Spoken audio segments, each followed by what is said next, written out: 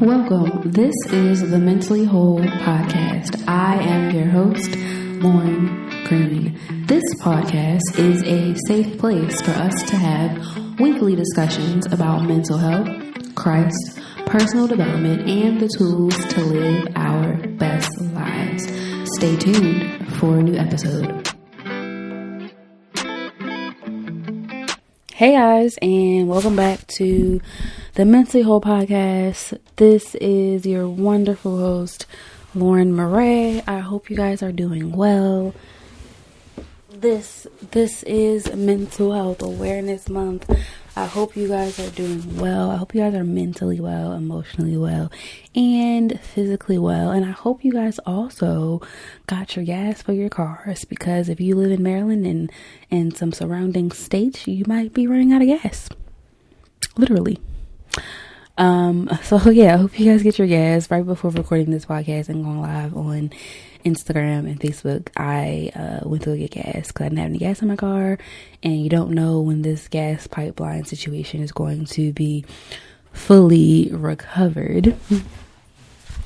So don't forget to subscribe, share, rate the podcast, share this with someone who you think will enjoy the content.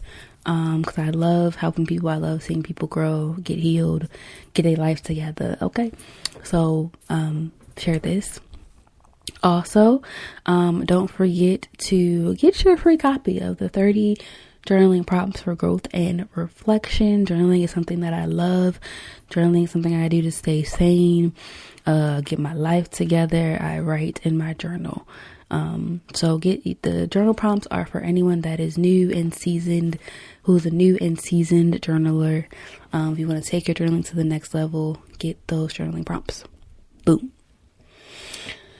So we are continuing the series Quotes from My Journal. So this is part 2. Oh wait, too many fingers. Part 2.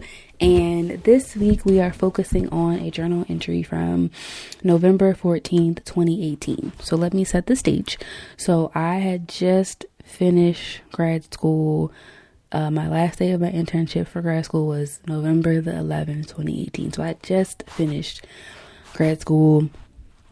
I don't know what was happening this week, but I just finished grad school, and I was processing things and how things went. So the quote that I have this week is, I now know that I need to process my feelings daily so I can be emotionally stable. This is going to be a challenge, but I'm going to try it every day. So just a quick backstory. When I was a intern, so when you're in the counseling program, you have practicum for the first semester, and then you have internship right after practicum. And one of the things that I realized when I was in this program was that I had a hard time with processing my feelings. I had a hard time with identifying my feelings. There's a skill that we learn in counseling called reflection of feelings. So for example, if you're like, oh, my friend died, I would say, oh, that seems really sad, or, oh, you seem upset about that. That would be a reflection of feeling. And one of the things that I learned while in my internship was that I had a really hard time with identifying feelings and also processing my own feelings. Like, it wasn't like something I did. It wasn't something that I did naturally of processing. It wasn't like in my routine to, check in with myself and be like, hey, like, what's going on? Why do you feel this way? Like, get it out, like process it. And so I guess on this day in 2018, I knew I needed to process my feelings more. I need to make that a habit, because one of the things that I did growing up, and even as an intern and going through a counseling program, I would hold a lot of stuff in. I wouldn't talk about it. And then when I did talk about it, it would be this huge emotional response. Like, I'm crying, I'm sad, I'm moody. Like, it was just like girl, what's wrong with you? So, and at first processing my feelings was a challenge, because I had to oh, okay, this feels this way, or I'm feeling like this because of this.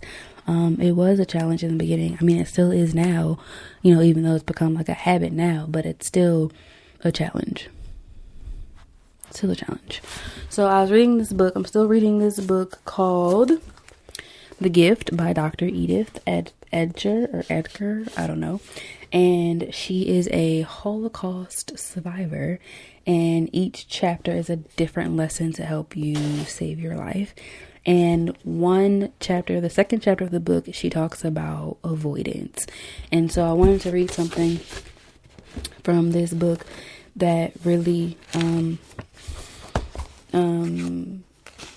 of relates to what we're talking about. So she says, with feelings, there's no way out but through.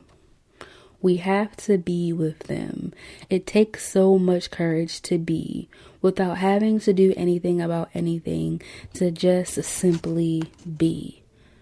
Right? The only way out, the only way to work through our feelings is through them. We have to allow ourselves time to process our feelings and sit with them, to move past them and to move forward. She said something else in here, and I said, Dr. Edith, you're preaching. You're preaching to me, okay? You're preaching to this girl right here. You're preaching to me right here in this book.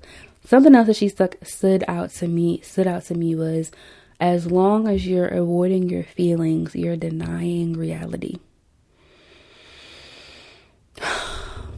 As long as you're avoiding your feelings, you're denying reality. Dr. Edith said that, so don't quote me. But if you are denying your feelings, you are avoiding reality. Right? That is so important, because oftentimes we're in denial. Like, oh, that's not true. Oh, that didn't happen. Oh, so and so not like that. As long as you're in denial, you are avoiding what's going on in your life, and you're avoiding your feelings. Huh?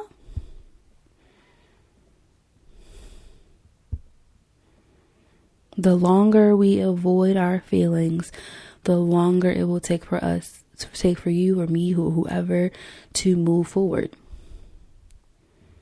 One of the most powerful things I learned in therapy was radical acceptance. Radical acceptance, meaning, what is something that you need to accept? What is something that you need to accept in your world, in your life? Because when we fight reality, it's not helping us. When we fight reality and fight what's going on, we're in denial, like straight up denial. And I'm not saying like you're going to condemn someone for what they do, but you're accepting it, because you can't move forward unless you accept it. Once you accept the thing, you can be like, okay, I can make a game plan.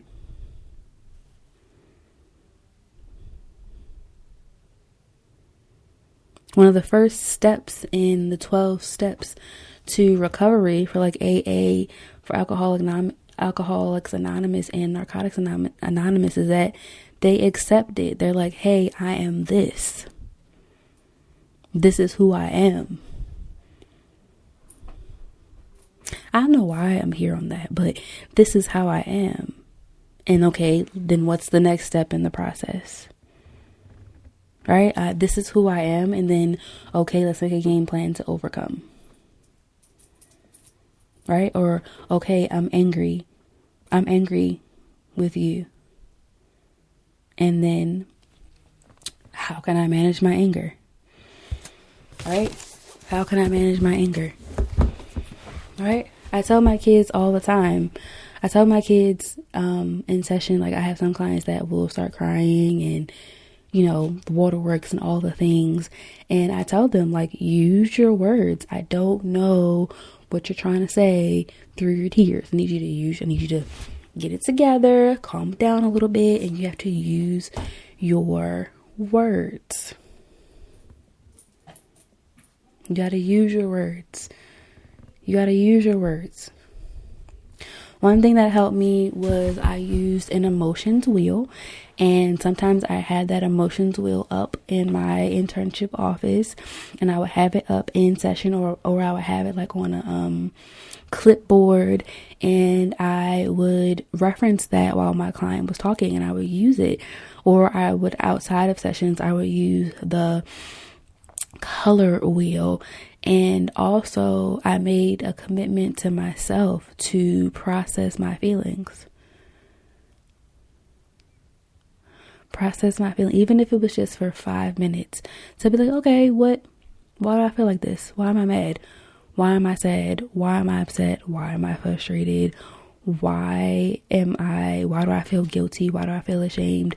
You really have to sit and ask yourself those questions. Like, what am I feeling right now? What is my body telling me after this situation? Why am I crying? Why is this making me upset? One thing that somebody told me that was powerful is, what do your tears represent? That was such a powerful statement. It was so small. It was such a quick conversation we had. But that one little phrase was, what do your tears represent? And oftentimes for me, my tears represent a release, right? Because I'm so like holding on to all these things. My container is completely full. And then sometimes when I start crying, it's just like, I just need to get it out. I need to cry. I need to release. Huh? I'm talking good better than you're saying amen. Huh? Yo, I'm silly. And another thing that was so good about this avoidance chapter, because when I read it, I said, Dr. Edith, you're preaching to me, sis. You're preaching to me. And the important thing about processing and expressing how you feel is that when you do that, you are taking responsibility for your experience and your feelings, and you're expressing your truth. The other day I was having a conversation with somebody, and I